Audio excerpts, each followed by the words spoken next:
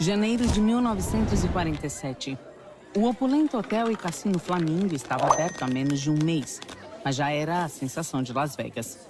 O cassino criou um novo padrão de luxo para a cidade do pecado. O tapete era de pelúcia. As paredes foram estofadas em couro verde. Até os revendedores usavam smokings. O orgulhoso gerente Benjamin Siegel, de 40 anos, andava pelo cassino encantando os convidados com seu elegante terno de Hollywood. E naquela noite de janeiro, ele decidiu substituir um dos distribuidores de blackjack. Os jogadores foram aplaudidos enquanto Ben preparava a próxima dose. Mas o humor rapidamente azedou quando um dos jogadores se referiu a Ben como Bugsy Siegel. Ben odiava esse apelido. Foi uma lembrança desrespeitosa de suas origens como mafioso de rua, um passado que ele não queria que fosse conhecido. Ele grunhiu de volta. Prazer em conhecê-lo também. Adeus. O jogador não pegou a dica e disse: "Eu não vou a lugar nenhum até que eu decida sair." Ben sorriu, acenou com a cabeça para os seguranças e foi embora silenciosamente. Os guardas levantaram o jogador de seu lugar, o levaram para fora do cassino e o jogaram no Boulevard Las Vegas. Esse jogador não seria mais bem-vindo no Flamingo, e sua punição teve o efeito que Ben estava procurando. A palavra se espalhou. Nunca o chame de Bugsy. Hoje começamos nossa imersão no gangster Benjamin Bugsy Siegel. Ben é mais conhecido por ter fundado o Hotel Cassino Flamingo. Quando o Flamingo abriu, ele trouxe Las Vegas para o cenário nacional como um deslumbrante criador de gostos da cultura pop e um playground libertino de alto nível. Neste episódio, exploraremos o começo nada glamouroso de Ben nas ruas sujas de Nova York nos anos 20. Ele construiu sua fortuna dentro da crescente rede do crime organizado em Nova York, promovendo uma reputação como pistoleiro e contrabandista. No verão de 1946, Ben Siegel era um homem bonito, de 40 anos de idade, em um terno de seda. Seus olhos azuis saltavam abaixo da borda de um chapéu que lhe combinava. Ele estava determinado a terminar a construção do hotel cassino de seus sonhos, o Flamingo. Mas, em meados dos anos 40, os Estados Unidos estavam enfrentando a escassez de materiais de construção devido ao boom imobiliário. Quando os veteranos da Segunda Guerra Mundial retornaram ao país, muitos com namoradas estrangeiras, ficou claro que não havia lugares suficientes para se viver. A alta demanda por materiais de construção priorizou a construção residencial em detrimento da construção comercial. Isso significava que matérias-primas como concreto, madeira, cobre e aço eram incrivelmente difíceis de serem encontradas para um projeto como o Flamingo. Então, Ben comprou um avião. Ele instruiu Robert Ruppert, um piloto de caça da Segunda Guerra Mundial, a pilotar o avião através do país em busca de materiais de construção. Ele os queria antes que qualquer outra pessoa pudesse tê-los. Ruppert protestou. Ele sabia que não importava o quão rápido ele chegasse a um fornecedor. Ele não seria capaz de pôr as mãos nos materiais, porque simplesmente não estavam disponíveis. Mas Ben ainda não tinha terminado. Ele jogou uma mala em sua mesa. Abriu a mala e tirou pilhas de dinheiro, $100 mil, com os quais subornaria os fornecedores. Ruppert hesitou. Será que isso realmente funcionaria? Ele sabia que não podia dizer não. Não depois que Ben comprou seu primeiro avião. Ruppert olhou para seu chefe sorridente e acenou com a cabeça. O maço de dinheiro fez maravilhas. Enquanto o resto do país lutava para encontrar materiais suficientes para construir casas, os empreiteiros de Ben Siegel tinham todo o cobre e aço que precisavam. Ben Siegel sabia como acelerar as coisas e sabia como fazê-lo com estilo. Mas, com os materiais em mãos, ainda tinha outro obstáculo a superar. Ele queria que seu oásis se levantasse rapidamente. Isso exigia contornar os regulamentos e licenças de construção. Então, ele se voltou para seu aliado mais próximo do governo, o senador de Nevada, Pat McCarran.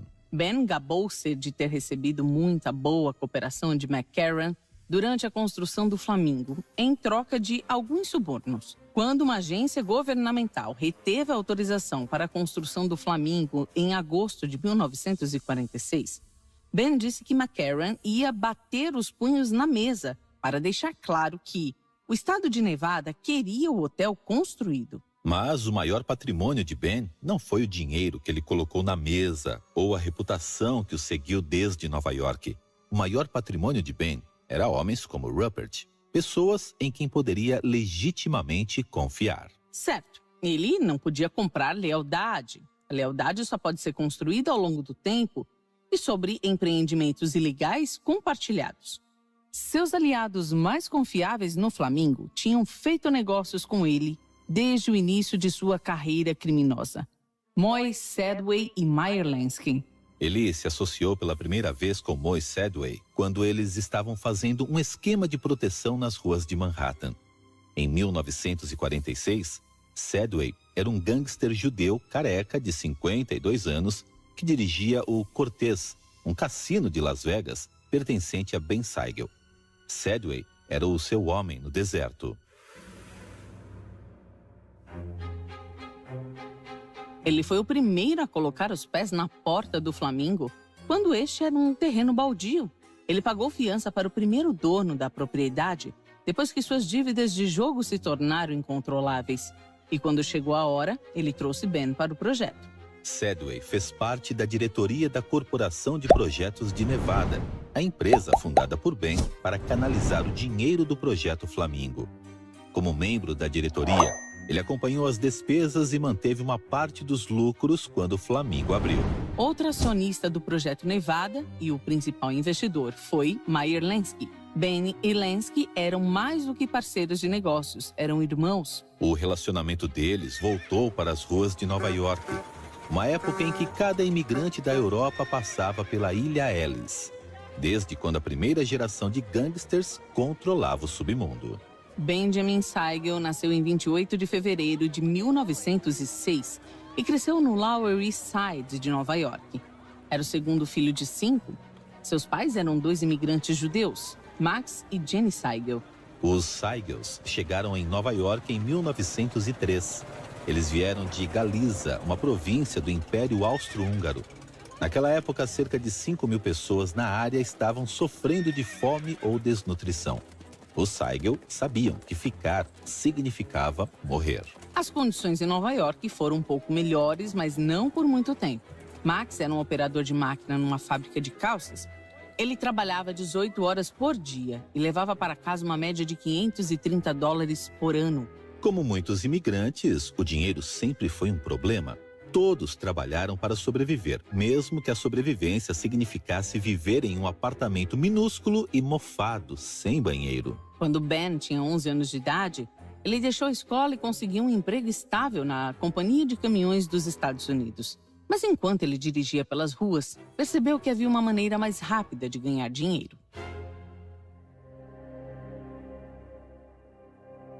As gangues de rua eram praticamente obrigatórias para as crianças.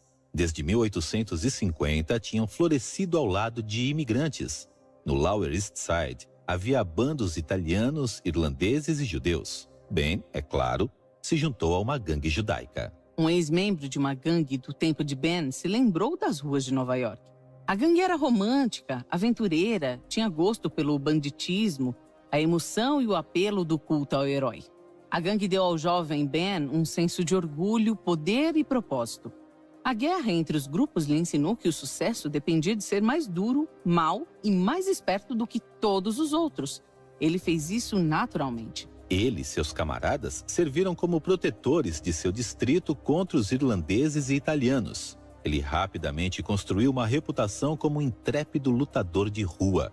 Mas a principal atração para Ben era o dinheiro rápido. Por volta de 1920, quando era apenas um adolescente, ele e 2 outros rapazes entraram num escritório de empréstimo não muito longe do bairro deles. Tendo inspecionado o local, eles sabiam que os emprestadores mantinham sacos de troco facilmente acessíveis em suas mesas enquanto serviam os clientes. Eles pegaram os sacos de moedas e correram para a rua, espalhando-se em todas as direções. Ben lembrou carinhosamente. Eu tive que correr como um inferno por uns 10 quarteirões, carregando 2 sacos cheios de moedas, até que o cara que estava nos perseguindo ficasse sem fôlego e desistisse. Teria sido melhor se eles tivessem me pego, porque depois disso eu estava pronto para tudo. Ele continuou a trabalhar em vários empregos. O crime se tornou sua força motriz. O crime lhe trouxe dinheiro, respeito, viagens, mulheres e seus melhores amigos, incluindo seu amigo de toda a vida, Meyer Lansky. O primeiro encontro se tornou uma lenda e existem diferentes versões da história. Por volta de 1920, um grupo de bandidos e bêbados locais estavam nas ruas jogando dados. Ben e Lansky estavam entre os participantes. As apostas eram altas e isso significava que todos estavam em uma situação difícil. Em algum momento, alguém acusou outra pessoa de trapacear.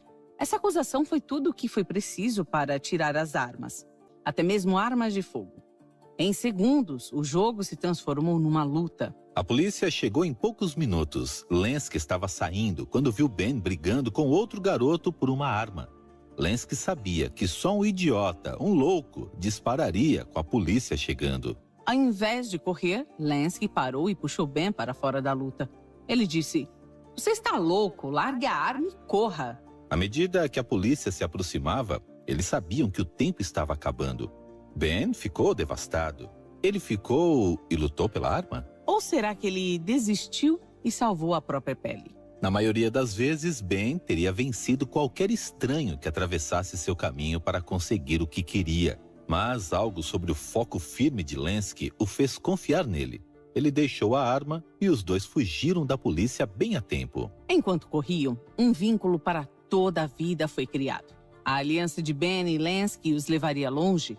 Embora houvesse várias gangues de rua informais, Lansky decidiu que um grupo mais organizado era necessário para protegê-lo de gangues rivais.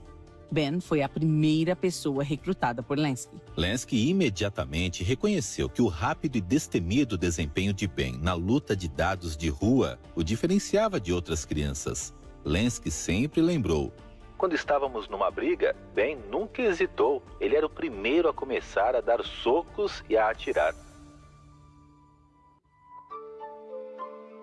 A natureza violenta do Ben era famosa na vizinhança. Lansky disse que todos disseram que ele era louco como um inseto. E foi assim que nasceu o apelido de Ben, Bugsy, que significava Inseto Ben. Embora Ben odiasse o apelido mais tarde, como um adolescente, ele o aceitou facilmente. O apelido foi uma indicação de sua crescente notoriedade nas ruas de Nova York.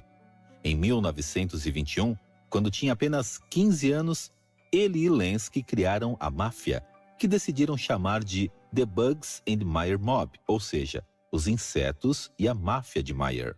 Os Bugs e Meyer Mob começaram com pequenos furtos e protegendo os vendedores ambulantes do vandalismo.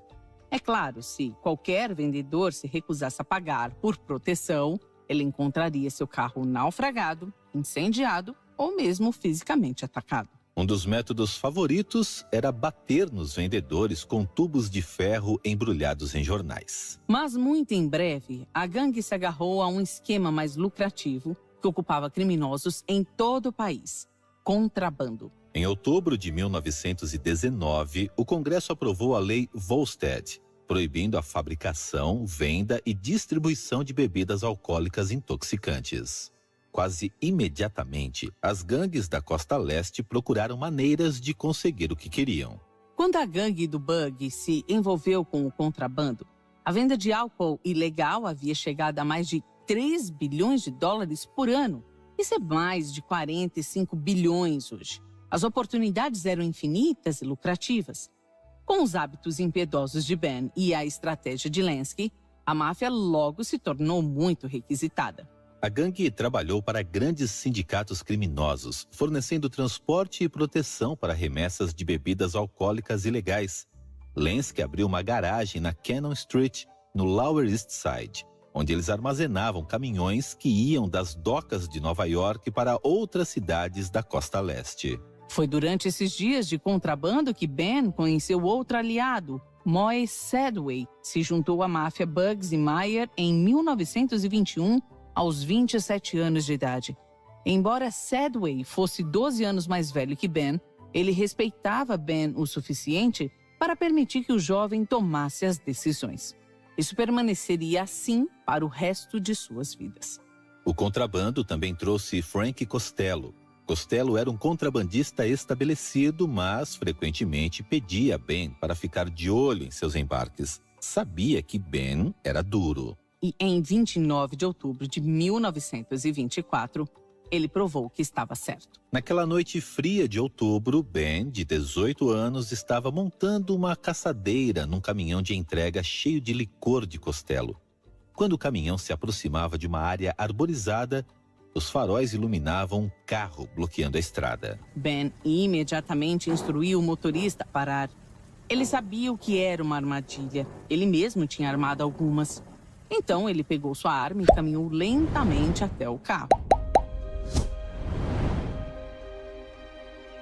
O motorista estava aterrorizado, mas Ben tinha um olhar de aço. Ele apontou sua arma para a floresta escura e começou a atirar. Em segundos, as balas voltaram a disparar da floresta. Seguiu-se um tiroteio. Alguns dos assaltantes desceram da floresta e usaram o carro estacionado como cobertura. Ben voltou para o caminhão e disparou um foguete no ar, esperando que Costello ou um de seus homens visse que eles estavam em apuros. Sob a luz do sinalizador, Ben viu um dos assaltantes se aproximando. Ele levantou sua arma e atirou nele. Enquanto a arma continuava a cuspir balas, Ben finalmente ouviu o som de um carro se aproximando.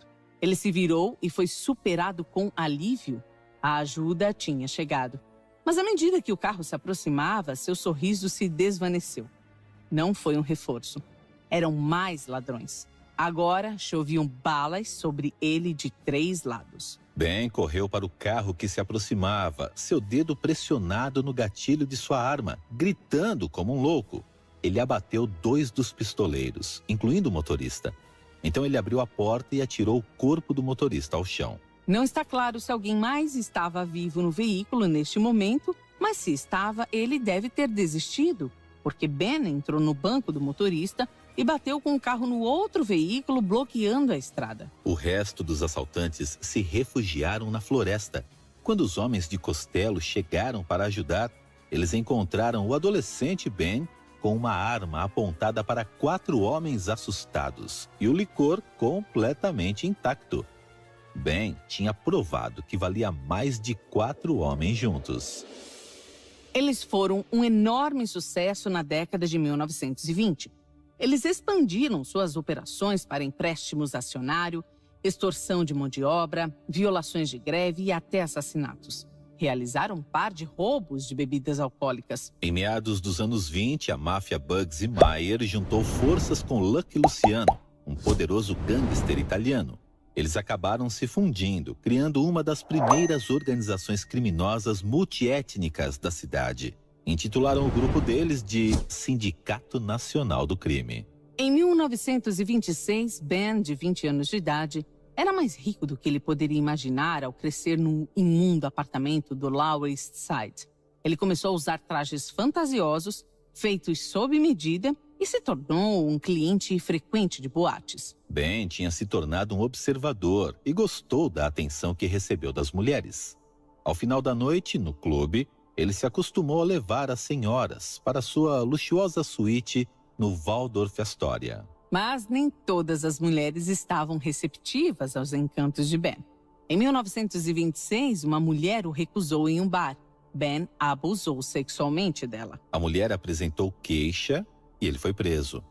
Pouco depois de ter sido levado para uma cela, Lenski fez uma visita àquela mulher. Nós não sabemos se Lenski a ameaçou, machucou ou pagou por ela. O que quer que ele tenha feito foi eficaz. A mulher retirou as acusações e Ben foi solto. Ben nunca foi capaz de limitar seus hábitos violentos aos negócios. E a violência era boa para os negócios. Aparentemente, não prejudicou sua vida pessoal. Em 28 de janeiro de 1929, com apenas 22 anos de idade, ele se casou com Stelle Krakauer, sua namorada da escola.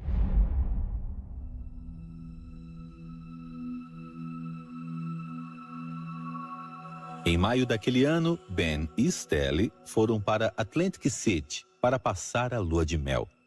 Mas havia outros participantes nas férias românticas.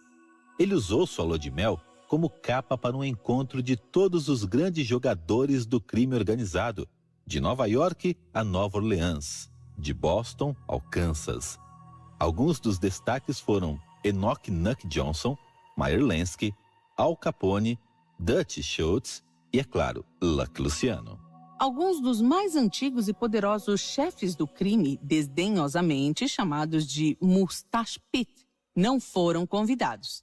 Este encontro foi apenas para jovens gangsters famintos. 2 anos depois daquela reunião de lua de mel, Ben se viu no meio da guerra de Castellan-Marese.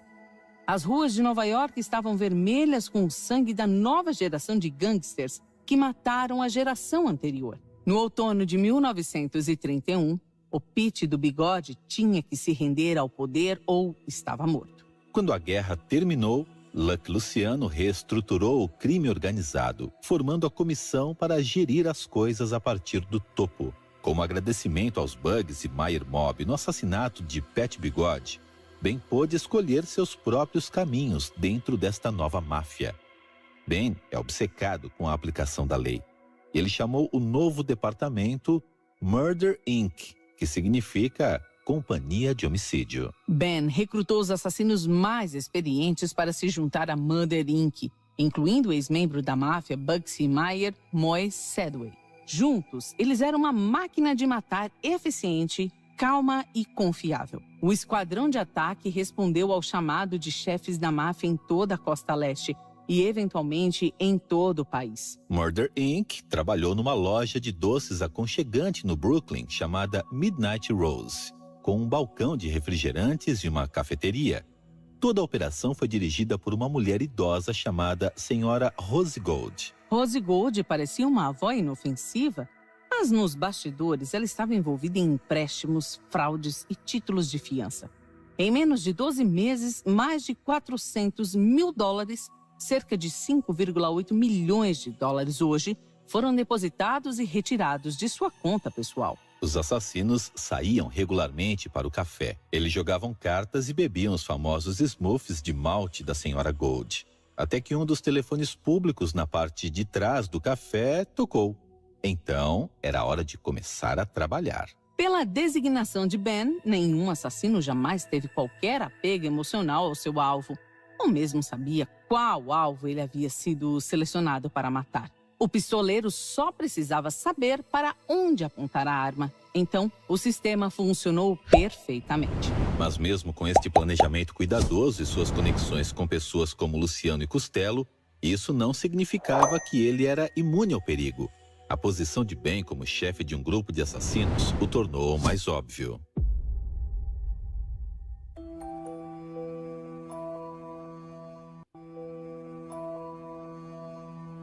Em novembro de 1934, Ben e Lansky estavam em seu escritório, planejando, quando Ben notou um movimento na chaminé do lado. Um par de paus de dinamite desceu pela chaminé. Lansky se afastou e Ben se moveu rapidamente.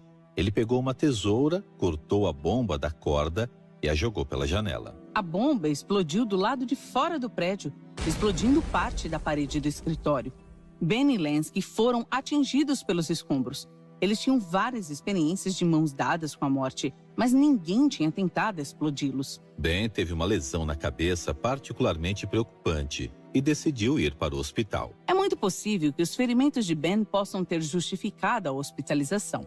Mas é mais provável que Ben tenha tomado nota da gravidade de sua lesão porque ele tinha outro plano em mente. Durante sua estada, Ben usou suas conexões com o submundo para descobrir quem foi o responsável pelo bombardeio.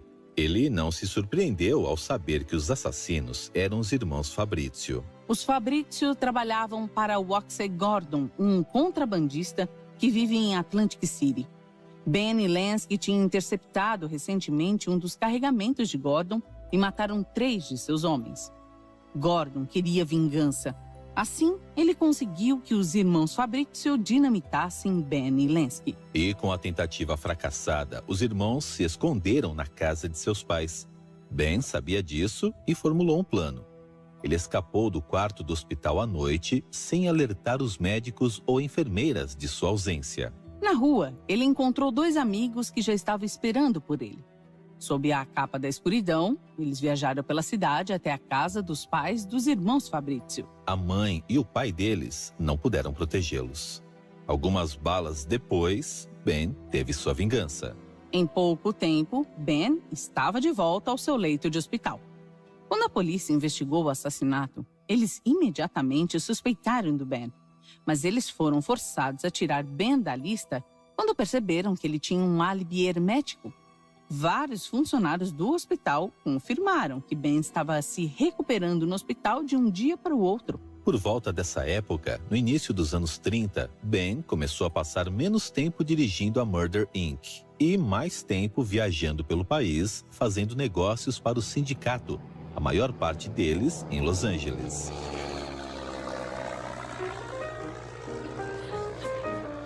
Ele passou tanto tempo na costa oeste quanto na costa leste. Como resultado, ele se familiarizou com um chefe em Los Angeles conhecido como Jack Dragna.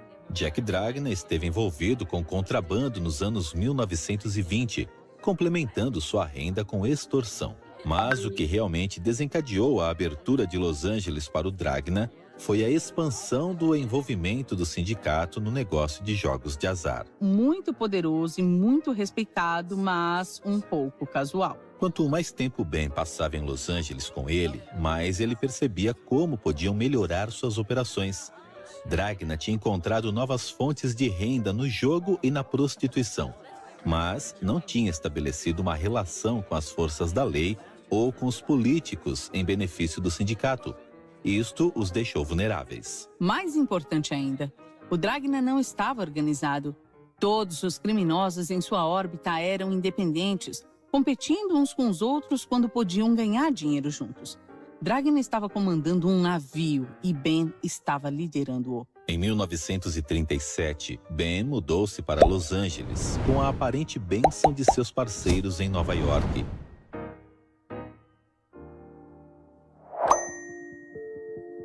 Enquanto sua nova mansão estava sendo construída, Ben enviou sua esposa e 2 filhas, Millicent, de 4 anos, e Bárbara, de 2, para uma casa alugada em Beverly Hills. Ben supervisionou cada passo da construção. Ele se certificou de que não só tinha boa aparência, mas também incluía cofres embutidos, armários secretos e esconderijos grandes o suficiente para um homem adulto. Ele estava tão orgulhoso que mostrou a casa semi-construída para seus amigos o tempo todo, acendendo fósforos para iluminar os visitantes da noite. Quanto mais tempo ele passava em Los Angeles, mais ele gostava. A Califórnia oferecia uma beleza sem fim. Paisagens lindas, clima bonito, pessoas bonitas. Ele havia passado toda a sua vida construindo uma carreira que lhe valeu o respeito das pessoas que admirava. Em Nova York, essas pessoas eram muito duras e profissionais. Mas aqui em Los Angeles, Ben viu uma nova fronteira da qual queria fazer parte: Hollywood. Ele foi atraído por seu estilo de vida despreocupado, impulsionado pela moda, riqueza, drogas e álcool. A propensão de Ben para a vaidade e ostentação fez dele um natural para o povo de Hollywood.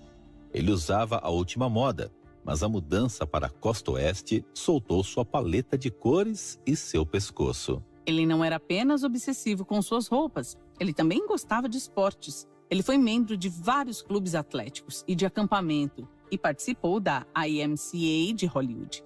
Apesar de suas conexões e história desagradáveis em Nova York, Ben foi aceito em Hollywood. Como lembrou um contemporâneo, havia um certo glamour ligado a um verdadeiro gangster. Todo mundo sabia que ele era um personagem perigoso, mas ele era tão charmoso e simpático que você não se incomodava com isso. Ben começou a complementar sua rede criminosa com contatos de cinema. Ele iria a festas e estreias de filmes de Hollywood, contando com artistas como Frank Sinatra, Clark Gable e Jean Harlow como seus amigos. Ele até passou tempo em sets de filmagem assistindo ao ator George Raft, que teve sua grande chance em 1932 com o filme do gangster Scarface. Raft e Ben construíram uma amizade duradoura.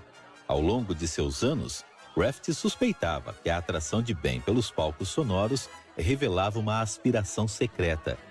Kraft disse a seus biógrafos: "Eu tinha um palpite que, como muitas pessoas, ele era um ator frustrado e secretamente queria uma carreira cinematográfica." Ele poderia estar certo, mas Ben tinha outros problemas no cenário além de fantasiar sobre sua carreira de ator. Ele viu o cinema como um campo de caça para seu esquema de dinheiro favorito da máfia, chantagem laboral. Ben notou que os extras não eram sindicalizados. Em uma era sem efeitos digitais, os atores de enchimento eram essenciais para o cinema e não substituíveis. Ben ofereceu aos atores proteção e serviços de direção em troca de uma porcentagem de seus lucros. É claro, Ben jogou dos dois lados. Ele se aproximou dos estúdios posteriormente, oferecendo termos preferenciais de contrato. Mas, uma vez que os contratos estavam em vigor, ele esperava uma taxa por seus serviços. Se os estúdios não pagaram a quantia que Ben exigiu, ele chamou seus atores em greve. Uma greve dos extras poderia parar a produção, e o estúdio assistiria às contas se amontoarem enquanto a equipe ficava ociosa. Eles geralmente escolhem dar a Ben a sua parte. Ben não parou apenas nos estúdios. Ele também pediu aos astros do cinema que lhe pagassem para conseguir seus filmes dentro do prazo. As contas de Ben estavam cheias de nomes de atores de alto nível que lhe emprestaram quantias de até 5 dígitos. A abordagem de Ben era famosa por sua informalidade. Depois de estabelecer um relacionamento com um ator ao longo de algumas interações, Ben pegava um caderno e dizia: "Eu vou colocar $10.000 para os extras." Quando o ator recusava, Ben dizia: "Eu acho que você não entendeu. Por exemplo, tudo está pronto para filmar. Mas o que acontece se os figurantes entrarem em greve? Isso significa que os ajudantes de palco também entrarão em greve, porque todos eles são do sindicato. Então, lá se vai o seu filme." Os atores pegariam a dica. Embora o sindicato do crime tenha ficado encantado por estar envolvido na nova fonte de renda de Ben, eles asseguraram que ele não perderia de vista sua ocupação principal: expandir e otimizar o extenso potencial de vitórias nos jogos de Dragna. Dragna não estava feliz por ser ofuscado, mas ele não teve muita escolha. Ou foi trabalhar com Ben ou enfrentar a ira do sindicato. Além disso, Ben tinha uma maneira de reafirmar seu domínio. No verão de 1937, Ben fez um novo tour por cada salão de jogos e casa de apostas da cidade. A maioria sabia o que fazer quando Ben os pressionava: entregar o dinheiro. Mas um homem tentou enfrentar o novo mafioso da cidade. Lou Bruneman possuía alguns salões de jogo no bairro de Redondo Beach, no sul de Los Angeles. Quando Ben apareceu para pegar sua parte do negócio, Lou cometeu o erro fatal de dizer a Ben para ir embora. Em outubro de 1937, vários pistoleiros invadiram um pequeno café onde Lou estava comendo. Lou não viveu para ver o Halloween. Ben assumiu o controle das instalações de jogos, então se voltou para as empresas de jogos emergentes. Na primavera de 1938, ele fez seu investimento mais inteligente até agora: o grande barco de jogo, o SS Rex. Desde meados dos anos 20, os cassinos em barcos foram ancorados a cerca de 5 quilômetros da costa da Califórnia, logo fora da jurisdição da lei estadual. O SS Rex foi o mais bem-sucedido. Aberto 24 horas por dia, o SS Rex tinha mais de 100 caça-níqueis, um generoso salão de bingo, 8 mesas de dados e 6 estações de roleta. Ben sabia o que estava fazendo. Em 1939, o SS Rex teve um lucro líquido de $236.940. Hoje isso é cerca de 4,4 milhões de dólares. No final da década de 1930, Ben sentiu que sua vida havia atingido novos patamares. Ele estava ganhando mais dinheiro do que nunca para si mesmo e para o sindicato. Ele tinha uma bela família e estava esfregando os cotovelos com as estrelas de Hollywood. Quando estava em Nova York, ele nunca sonhou que sua vida poderia ser melhor do que já era, com o respeito e o poder que ele recebeu do sindicato. Mas em Los Angeles, ele experimentou algo novo. Pela primeira vez, ele sentiu o puxão de uma vida reta. Mas Ben não era honesto, longe disso. Em agosto de 1940, ele acordou com o som de portas de carros batendo na rua. Quando ele olhou pela janela, ele viu homens armados correndo pelo seu quintal. Esta não foi claramente uma visita social. Ele tinha feito alguma coisa para perturbar o sindicato da cidade de Nova York? Talvez ele tenha crescido muito rápido. Ou talvez o ressentimento de Dragna tivesse explodido e ele estava aqui para retomar o controle de Southland. O mordomo abriu a porta. Havia vários policiais na entrada. Eles estavam procurando por Benjamin Siegel. Eles tinham um mandado de prisão para ele, com a acusação de assassinato.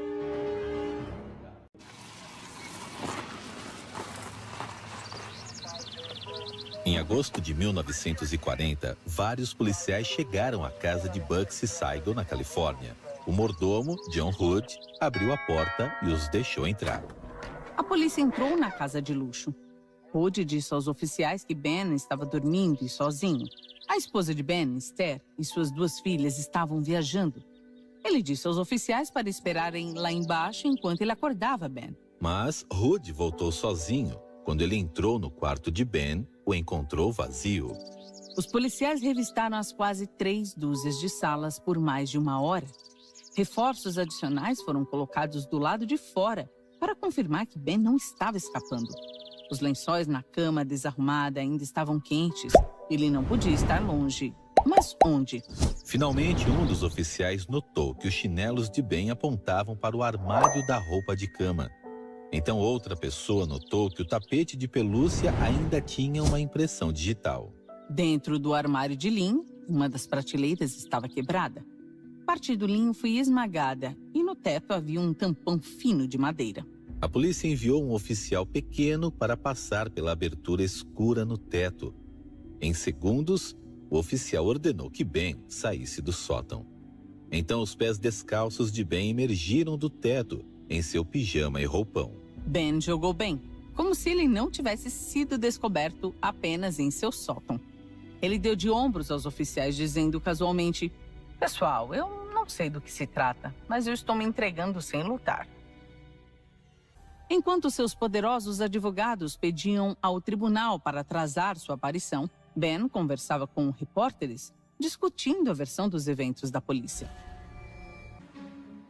Ben, indignado, negou ter ido até a cobertura, alegando que estava simplesmente no armário e que a polícia não tinha revistado lá. Ele disse aos repórteres: "As marcas que os detetives dizem que deixei no armário indo até a cobertura foram plantadas pelos próprios policiais." Quantas acusações, incluindo o assassinato? Ben encolheu os ombros. A história toda que eles estão contando contra mim é ridícula. Estava em uma briga. Nós nunca saberemos exatamente o que aconteceu na noite em que Harry Greenberg foi morto. Mas as autoridades policiais prepararam a seguinte narrativa, baseada em evidências e interrogatórios. Em agosto de 1939, Louis Lepke Buchalter convocou Ben para um apartamento em Los Angeles. Ele era um velho amigo de Ben do sindicato de Nova York e estava precisando de sua ajuda. Ele estava fugindo havia 2 anos e sentia-se cansado de correr, mas antes de se entregar, ele precisava resolver pendências. A ponta solta que Lepke queria que Ben cuidasse era Harry Greenberg, um antigo bandido do sindicato de Nova York. Harry tinha tentado chantageá-lo, então Lepke estava certo de que ele enlouqueceria se lhe fosse dada uma chance. Ben não hesitou em dizer a Lepke: "Se Greenberg está na Califórnia, você não precisa se preocupar. Eu cuidarei dele." Na noite de 22 de novembro de 1939, Ben e seus 2 cúmplices, Frank Carbo e Al Tenenbaum, entraram em 2 carros. Tenenbaum estava dirigindo o conversível de Ben e Ben estava dirigindo um Ford roubado, sem placas. Ben disse a Tenenbaum para segui-lo após o assassinato e bater em qualquer carro da polícia que os perseguisse. Ben parou do lado de fora do complexo de apartamentos dos Greenberg e esperou que saísse e pegasse seu jornal da noite. Assim que Greenberg saiu, Carbo ficou perto da entrada, com a arma na mão. Não demorou muito para Greenberg voltar. 5 tiros rápidos e Greenberg estava morto. Duas testemunhas, uma de carro e outra a pé, viram Carbo entrar no carro de fuga. Um deles o identificou mais tarde, mas Tenenbaum desistiu de Ben. Ele e outro mafioso testemunharam perante um grande júri sobre seu envolvimento no assassinato. Agora, Ben estava em apuros. Em 4 de setembro de 1940, Ben chegou em sua primeira aparição algemado. Ele estava usando um terno extravagante, mas cobriu seu rosto com um lenço. Sua bravura estava desvanecendo-se e por uma boa razão. Foi-lhe negada a fiança. Ben passaria os próximos 2 meses aguardando o julgamento na cadeia do condado. Apesar de Ben estar na cadeia, seus amigos do sindicato ainda trabalhavam para ele. Eles concentraram seus esforços na procuradoria, fazendo o melhor para bloquear a investigação de qualquer maneira. Uma das testemunhas do assassinato de Greenberg relatou estranhos telefonemas e pessoas que o seguiam. Ele foi colocado sob proteção policial. Enquanto isso, Ben aproveitou ao máximo a sua sentença de prisão. Ao invés de dormir em um berço em sua cela, ele dormiu numa cama de pelúcia no consultório do médico.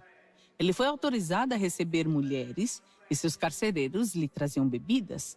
Ben recebeu uma variedade de visitantes femininas, mas nunca sua esposa. Enquanto os outros detentos tinham que comer o cardápio da prisão, Ben introduziu refeições de seus chefes favoritos de Los Angeles. Teve uma vez que um amigo deixou um fazão acabado de matar e um chefe chegou para prepará-lo. Ben não conseguiu sair do traje regimentado da prisão, mas pagou a um alfaiate para mudar seu uniforme para suas medidas, com lapelas dentadas e dobras muito afiadas. Durante sua estadia de 49 dias, ele foi liberado da prisão 18 vezes, sempre sob a custódia de um assistente oficial. Os policiais tiraram seus uniformes para roupas à paisana, enquanto o acompanhava para não envergonhar o Sr. Seigel. A imprensa pegou leve com as manobras da prisão de Ben. Negou qualquer tratamento especial na prisão e alegou que qualquer prisioneiro poderia sair para as nomeações aprovadas. Os protestos de Ben, combinados com seu desfile de moda em cada julgamento, manipularam habilmente a mídia em seu benefício. Ele manteve seu status em Hollywood, não apenas como um homem inocente, mas como uma celebridade que sofria de assédio. Mas, ocasionalmente, sua aparência cuidadosamente preservada desmoronava. Florabelle Muir, uma escritora do New York Daily News, relatou um encontro arrepiante. Ele ficou na frente dela gritando: "Você acha que por eu estar preso aqui, uma marginal como você pode escrever o que quiser? Talvez você não use mais essa máquina de escrever amanhã. Talvez seus dedos não estejam em suas mãos. Eu tenho pessoas que vão quebrar suas pernas ou jogá-la num buraco num piscar de olhos." A agitação de Ben estava ameaçando se espalhar e estava prestes a piorar. No outono de 1940, um novo promotor público foi eleito, John Dockweiler. O julgamento foi adiado para dezembro, para que o juiz pudesse se familiarizar com o caso. O esforço do sindicato para encobri-lo estava prestes a ser posto à prova. Entretanto, em dezembro de 1940, não havia nenhum julgamento dramático. Dockweiler foi forçado a admitir que ele não tinha provas suficientes. Mesmo quando o juiz retirou as acusações de Ben, Dockweiler ameaçou que, se as acusações fossem retiradas e as provas fossem mais tarde reforçadas, ele poderia ser reintegrado, preso e levado a julgamento. Ben não estava completamente fora de perigo, mas foi liberado. Ele finalmente teve a chance de buscar um novo negócio que vinha tramando em Las Vegas. Ben e o sindicato já estavam envolvidos no negócio do jogo há muito tempo. Um de seus negócios mais lucrativos foi o serviço de apostas em corridas. Este serviço transmitiu por telégrafo aos corretores de todo o país os detalhes das condições das pistas, os nomes dos jockeys e seus corcéis, as probabilidades e os resultados das corridas. O telegrama estava em uma área cinza legal. Tecnicamente, a disseminação desta informação não foi ilegal, mas as apostas facilitadas foram. Ele permitiu que os apostadores pudessem coletar em corridas por todo o país não apenas nas pistas locais. Esta prática é chamada de apostas fora da pista e era ilegal.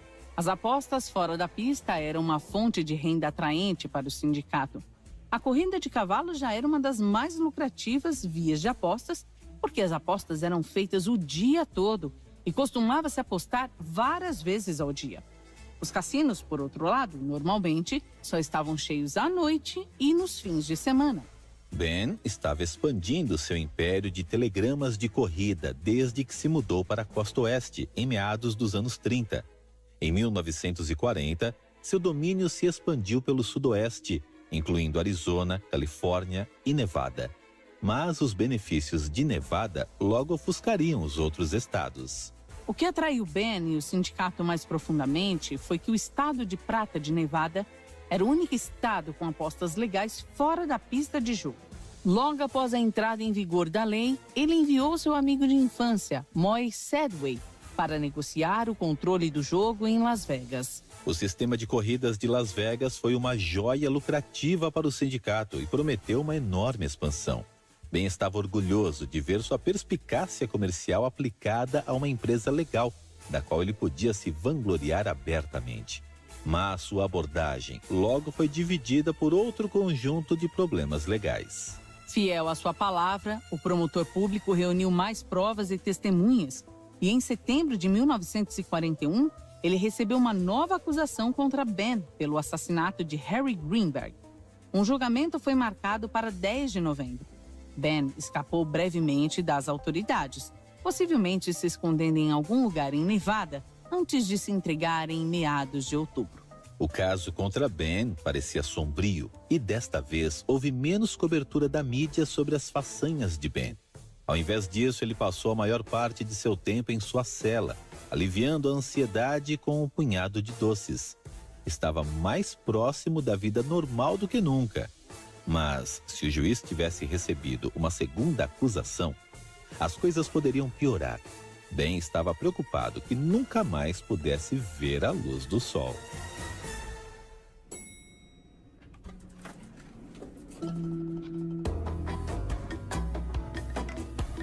Em meados de novembro de 1941, Abe Reles refugiou-se no sexto andar do Half Moon Hotel em Coney Island.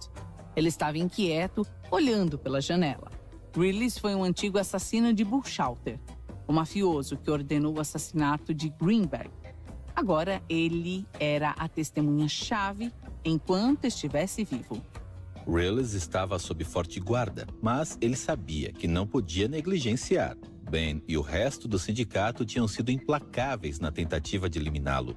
Até agora, a polícia tinha conseguido manter Reles seguro. Eles tiveram apenas mais alguns dias antes que ele contasse sua história na corte.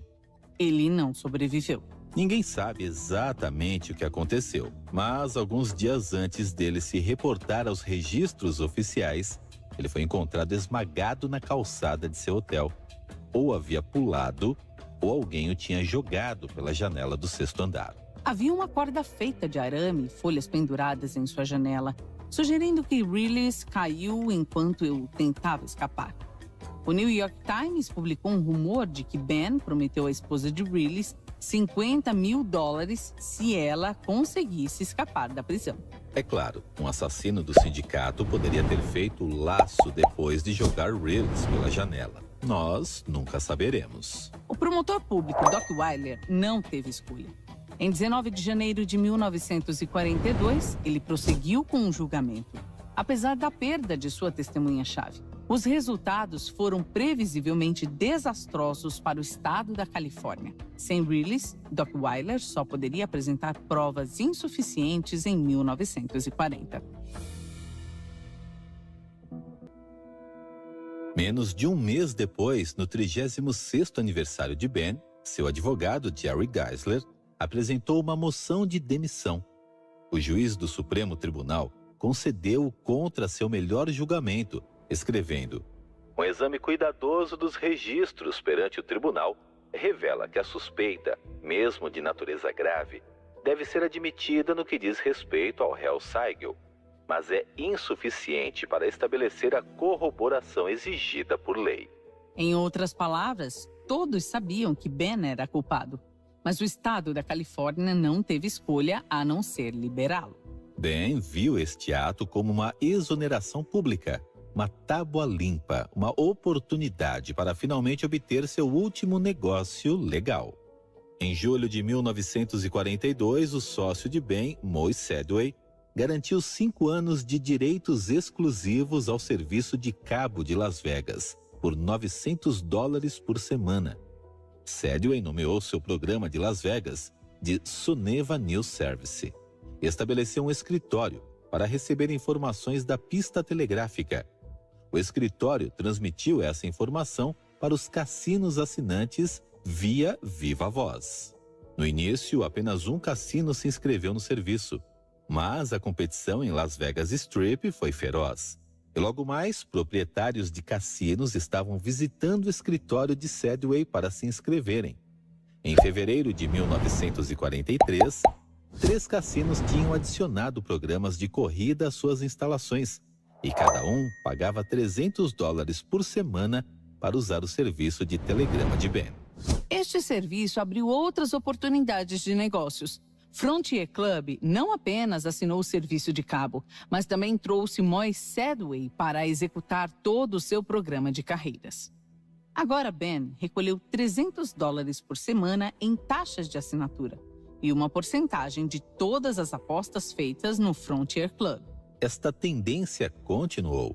Ben acabou participando do programa de corridas do Las Vegas Club, do Clube Norte, do Hotel El Rancho Vegas, do Hotel Leste Frontier e do The Golden Nugget. Aparentemente, a maioria dessas aquisições foram feitas legitimamente. Um dos proprietários do Hotel Leste Frontier relatou que foi amplamente compreendido não só que Seigel determinou quem iria receber o serviço de corrida, mas que ele teria um interesse nos lucros do serviço de corrida. Ben tirou vantagem do competitivo mercado de Las Vegas para cultivar este entendimento. Se o dono de um cassino cortasse Ben de seus lucros, ele simplesmente aumentaria o custo de seu serviço de telegrama. A única maneira do cassino poder compensar o custo era se pagasse a Ben seus ganhos. Ele foi capaz de fazer lucros enormes com custos mínimos. Ele não teve que pagar pela construção ou manutenção das salas de jogos físicas. Ele apenas interveio e coletou uma porcentagem das apostas. Em meados dos anos 40, Ben estava ganhando até $25 mil por mês, valendo hoje mais de $350 mil. Ele foi capaz de usar alguns desses lucros para fazer investimentos em hotéis cassinos, incluindo o El Cortez e o Club del Norte. Em março de 1945, Ben e um grupo de compradores, incluindo Meyer Lansky e Moe Sedway, compraram o El Cortez por $600 mil, ou cerca de $8 milhões hoje. Estes investimentos deram um vislumbre da próxima etapa do negócio do jogo, com seu serviço de telegramas. Enquanto ele fortaleceu seu domínio sobre Las Vegas durante os anos 40, outra pessoa fortaleceu domínio sobre ele. Virginia Hill era o símbolo de uma mulher mafiosa, bonita, misteriosa e tempestuosa. Finalmente, Ben tinha conhecido alguém que podia igualar seu temperamento e seu apetite insaciável por atenção. Não está claro exatamente quando eles se conheceram, mas eles compartilharam o estilo de Hollywood. Ambos eram bonitos, charmosos e desesperados para provar que se encaixavam, apesar de serem gangsters. Virginia acabou em Los Angeles depois de trabalhar por anos com Joe Epstein, um contador que lavou dinheiro para a seção de Chicago do sindicato. Epstein descreveu Virginia da seguinte forma: uma vez que aquela garota está debaixo da sua pele, ela é como um câncer incurável. Na verdade, uma vez que Ben se aproximou da Virginia, ele rapidamente se envolveu. O relacionamento aqueceu em meados dos anos 40, seus dias de salada, como eles o chamavam. Virginia ia com Ben para todos os lugares e ele dava peles, joias e muito dinheiro para ela. Eles também eram conhecidos por suas lutas explosivas. A esposa de Moe Sedway, Bia, diz que Virginia tinha a língua de um caminhoneiro e gostava de jogar coisas em Ben durante suas brigas. Quanto mais caro, melhor. Mas na maioria das vezes as brigas terminavam com uma longa sessão no quarto. Ben se referiu a Virginia como seu Flamingo. O apelido era apropriado. Virginia frequentemente mudava a cor do seu cabelo. Ela era uma ruiva natural. E Ben era conhecido por desejar aquele par de pernas infinitamente longas. Ben ficaria obcecado com um ou outro flamingo pelo resto de sua vida. Na atmosfera emergente de Las Vegas, havia um grupo de cabanas empoeiradas e negligenciadas. Eles estavam sob a propriedade de Billy Wilkerson, outro grandalhão de Hollywood. Wilkerson publicou o Hollywood Reporter, que ainda hoje está no prelo. Wilkerson sonhava em construir um hotel e cassino de luxo, onde os barracos empoeirados ficassem. Mas ele tinha um sério problema de jogo. Durante todo o ano de 1945, ele quis levantar dinheiro e investidores, mas acumulou dívidas enormes. Wilkerson se aproximou do parceiro de Ben, Moe Sedway, para ajudá-la a administrar o cassino em abril de 1945. Sedway compartilhou a oportunidade com Ben e o resto do sindicato. Mas alguns meses depois, Wilkerson ficou desesperado, porque seu vício no jogo tinha acabado com seu projeto. Ben ficou muito feliz em ver Wilkerson falhar, sofrendo com seu vício. Ele sabia que um dono instável viria até ele, rastejando por dinheiro. Wilkerson finalmente começou a construir no lote em janeiro de 1946. Mas os materiais eram caros e ele inevitavelmente foi para a mesa de pôquer para tentar fazer a diferença. Quando ele perdeu $150 mil, foi forçado a encerrar o projeto. A hora de Ben tinha chegado. Wilkerson manteve a propriedade do terreno, mas em 26 de fevereiro de 1946, ele assinou mais de 2/3 da propriedade em troca de $1 milhão para custos de construção. Esse $1 milhão foi levantado por um grande grupo de compradores, incluindo um elenco de personagens familiares: Meyer Lansky, Moe Sedway e Ben Siegel. Mas para Ben, este projeto foi diferente. Ele não estava contente em ficar atrás da fachada, como estava com a empresa de telegramas, ou como um nome no negócio do El Cortez. Ben queria controle total e seria necessário alguns movimentos para obtê-lo. Mas essa oferta de ações também conseguiu algo ainda mais importante. Enquanto Billy Wilkerson mantivesse a propriedade do terreno em que o Flamingo estava sendo construído, Ben nunca seria o líder do projeto. Mas Wilkerson ainda tinha o hábito de apostar e estava constantemente sem dinheiro. Quando Ben lhe ofereceu opções de ações na Nevada Project Corporation, em troca da propriedade do terreno, ele aceitou. Assim que Wilkerson assinou, Ben recebeu seu prêmio, o Flamingo, com o nome de sua amante de pernas longas, Virginia Hill. A obsessão de Ben com o Flamingo foi um mistério para seus parceiros. Ele não tinha experiência em construção ou projeto. Até este ponto, ele sempre trabalhou com procuradores em Las Vegas, o que lhe permitiu viajar e acompanhar todos os outros investimentos, incluindo Virginia. Ben não foi muito receptivo com seus parceiros sobre por que ele queria construir e administrar um hotel e cassino de luxo em Las Vegas. Mas ele disse algo revelador para sua filha Millicent, de 15 anos, quando ela o confrontou sobre seus hábitos criminosos. Ben admitiu que esteve envolvido em atividades criminosas no passado. Mas estou construindo um hotel agora e é 100% legítimo. Para Ben, o Flamingo foi o seu caminho para uma vida justa. Mas enquanto ele via isso como uma mudança de direção, na realidade estava repetindo o mesmo padrão. Ele viu algo que queria e não tinha. Mas para fazer isso, ele teve que fazer o Flamingo. A construção teve muitos problemas, o que Ben chamou de dores de cabeça. Sua maior dor de cabeça foi o custo crescente da construção. Quando Ben, inicialmente, preparou um documento de empréstimo em agosto de 1946, estimava que os custos seriam de cerca de $1 milhão. incluindo os toques finais como os móveis. Um editorial publicado em março de 1947 estimou os custos finais de construção em 7 milhões, valendo hoje mais de 80 milhões de dólares. Ben estava obcecado em encontrar maneiras de manter o dinheiro fluindo no projeto. Ele começou por vender El Cortez, mas os lucros dessa venda mal fizeram baixar o custo do Flamingo. A venda de ações da Nevada Project Corporation ajudou, mas ele precisaria de um empréstimo. Ele vestiu seu melhor terno e foi aos escritórios de vários bancos, incluindo o Banco da América, a Ocidental Companhia de Seguros, a Anglo-Americana de Seguros e a Companhia Metropolitana de Seguros de Vida.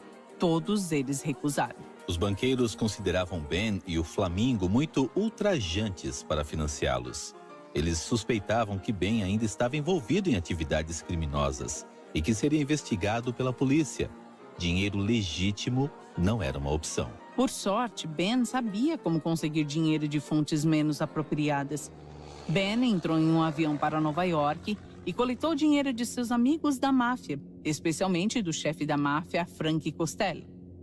Alguns estimam que Ben arrecadou mais de 2 milhões de dólares.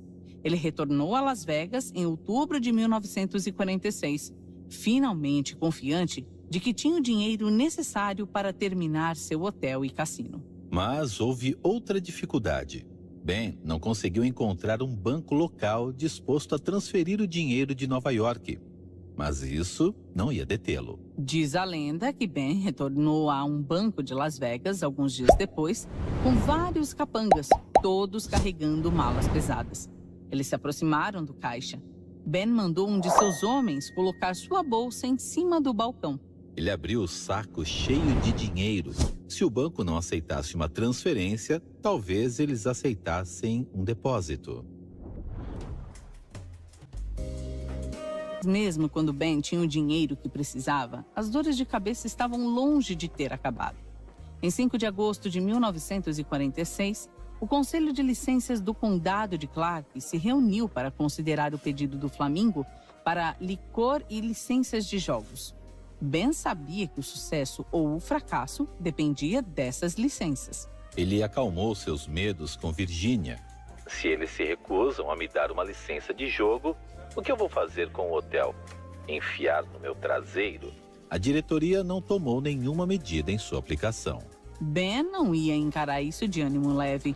Em 9 de agosto, ele e outros investidores compareceram perante a diretoria. Apesar de sua apresentação impressionante, a diretoria concluiu a reunião dizendo que eles levariam seu pedido em consideração. Isso não foi bom o suficiente para Ben. Mais tarde, ele se reuniu com alguns dos comissários fora do horário de trabalho.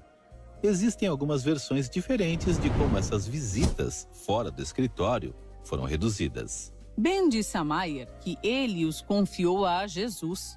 Um dos comissários disse que estava convencido quando Ben lhe disse o lindo lugar que eu ia construir. O jornalista John Callan afirma que Ben subornou o único membro do Conselho de Retenção, que era Mormon.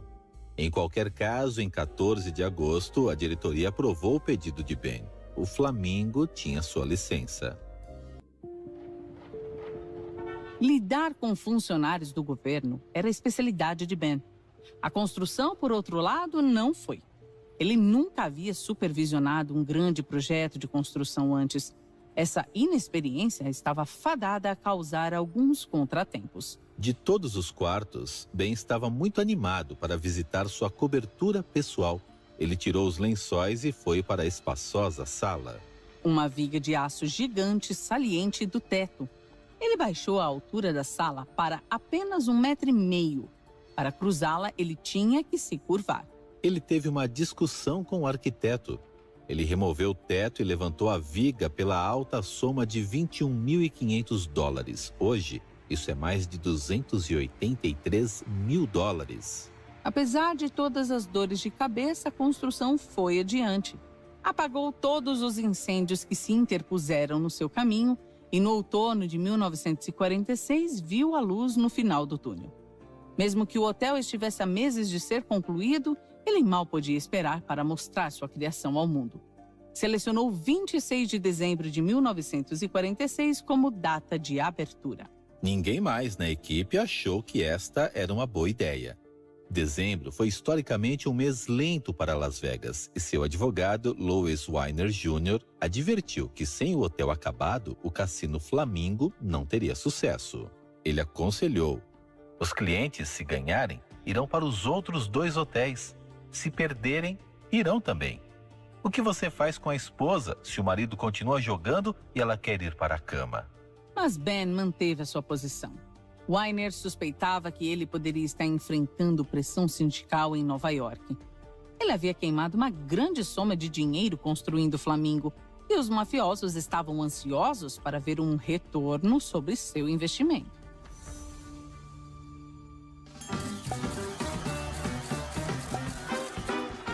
Na abertura, havia uma fila ao redor do quarteirão para o manobrista. Ao entrar no estacionamento, os hóspedes foram surpreendidos pelo interior do hotel. Uma floresta de folhas e palmeiras ao longo da calçada. Arbustos tropicais, todos iluminados em vermelho e azul. Ben os cumprimentou na porta com um smoking preto e um cravo rosa em sua lapela. O interior foi decorado com estátuas e cortinas sofisticadas. Os móveis eram vermelho tomate e cada superfície era enfeitada com flores.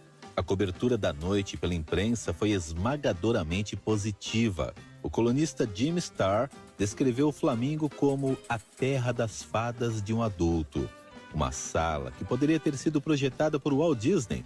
O escritor de Hollywood, Bob Thomas, escreveu que o piso do cassino parecia um conjunto que a MGM queria construir, mas com um orçamento melhor. Ben passou a noite se exibindo no quarto, andando por aí como um pai orgulhoso. Virginia esteve no braço do Ben nas 3 primeiras noites em que o cassino esteve aberto.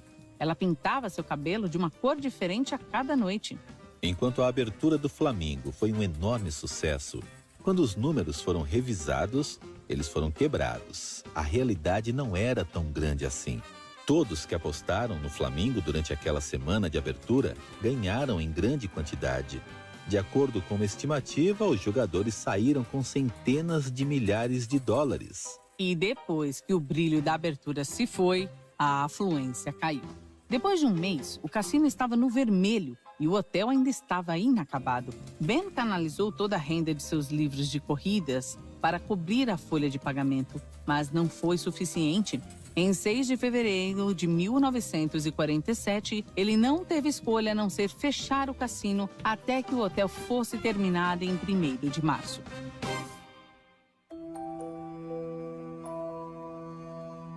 A grande reabertura em 1º de março foi tão elogiada pela imprensa quanto a primeira, mas o Hotel Cassino, em pleno funcionamento, continuou a enfrentar perdas. Ben teve problemas para cobrar dívidas dos jogadores. O comparecimento permaneceu inconsistente. Na primeira metade de 1947, o Flamingo não viu um único mês lucrativo. Ben pôde sentir o sindicato respirando pelo seu pescoço. Ele não só estava dirigindo um cassino falido, mas estava literalmente sob uma arma para pagar os empréstimos de seus colegas gangsters. Ele deu uma volta pela sua cobertura. Seus nervos estavam se desgastando e ele estava ficando paranoico. Ele até começou a se virar contra seus aliados. Em junho de 1947, Ben e Moy Sedway discutiram. Uma testemunha se lembrou de Ben chutando Sedway na retaguarda. Depois disso, Sedway foi expulso do Flamingo. Em 19 de junho de 1947, o amigo próximo de Ben, Meyer Lansky, ligou de Nova York. Nós não sabemos exatamente o que foi a conversa, mas alguns especularam que Lansky estava chamando para avisá-lo que as perdas do Flamingo estavam prestes a afetá-lo. No dia seguinte, 20 de junho de 1947, Ben embarcou num avião para Los Angeles. Quando um amigo lhe perguntou por que ele estava indo para Los Angeles, ele disse: "É lá que está o dinheiro." Preocupado, seu amigo disse: "Você está com problemas?" Ben encolheu os ombros. "Nada que eu não consiga lidar." Ben chegou tarde em Los Angeles. Foi direto para casa em Beverly Hills para dormir algumas horas. No dia seguinte, ele tomou café da manhã com seus amigos e foi até seu barbeiro favorito para fazer a barba e cortar o cabelo. Ele também conheceu seu amigo, ator George Raft. Ele disse: "Minhas 2 filhas sairão de Nova York de trem em alguns dias. Eu prometi levá-las ao Lago Louise, no Canadá." Ele certamente não iria voltar para Las Vegas tão cedo. No Flamingo, os convidados notaram uma mesa com 8 homens que estavam se comportando de forma estranha. Eles não estavam se divertindo. Na verdade, eles pareciam preocupados. Antes do show terminar, outro homem veio até a mesa e sussurrou algo para cada um deles. Então eles se levantaram e se separaram. Ficaram ao redor do cassino, na caixa, na segurança, no balcão de inscrição e na porta da frente. Em Los Angeles, Ben terminou sua noite com um grande jantar no Jack's on the Beach. Ele voltou para a casa em Beverly Hills por volta das 10h15 e caiu no sofá com o jornal. Do lado de fora, um pistoleiro de peles negras estava se escondendo atrás dos arbustos. Você não conseguia vê-lo na rua e ele não podia ser visto de dentro. Ele alinhou sua arma, apontou-a através da janela. Dentro, a apenas 14 metros de distância, Ben estava lendo o jornal. Pouco antes das 23 horas, o pistoleiro puxou o gatilho. Ele atirou 9 balas. 2 delas atingiram Ben no peito. Uma atravessou a ponte do seu nariz e arrancou o olho esquerdo. Uma 4ª bala atravessou sua bochecha direita e saiu pela parte de trás de seu pescoço. Quando acabou, Ben já estava irreconhecível. Dentro do jornal que Ben estava lendo havia um pequeno pedaço de papel com as palavras: "Boa noite, durma bem." Os vizinhos saíram correndo quando ouviram os tiros. Tudo que eles viram foi um carro derrapando durante a noite. No Flamingo, Moise Sedway entrou no bar com alguns outros amigos. Os funcionários ficaram surpresos. Ele não tinha estado lá desde que teve uma briga com Ben. Sedway não perdeu tempo nenhum.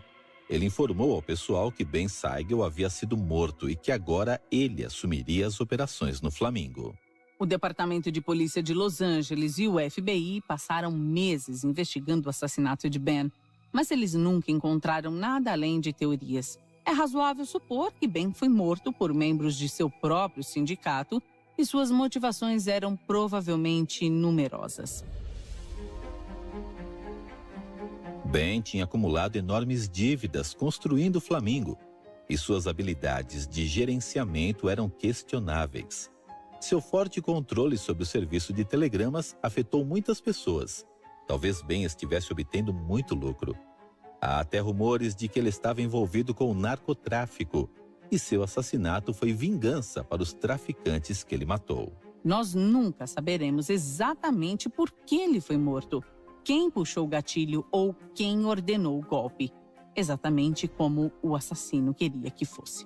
Durante décadas, a Câmara de Comércio de Las Vegas colocou um fim a qualquer filme ou programa de televisão que associasse a história de Las Vegas com o crime organizado ou com Ben Siegel.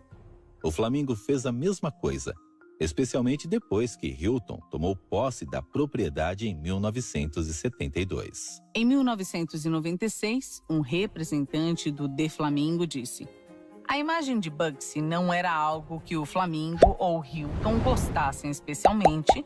Nós tomamos a decisão de nos distanciarmos do legado de Bugsy." Agora, as únicas relíquias de Ben deixadas na propriedade são uma placa nos extensos jardins e um bar no cassino chamado Bugsy's Bar. Ben teria desprezado esse nome. Salve família! Se você acompanha e gosta do meu trabalho, eu preciso muito da ajuda de vocês. Dá um pulo lá no Apoia-se e se torne um de nossos investigadores daqui do canal. E para os apoiadores do canal, vão ter diversos brindes para vocês, meus amigos. Então se você quer que esse conteúdo continue rolando, dá um pulo lá no Apoia-se e se torne um de nossos investigadores daqui do canal. Valeu família!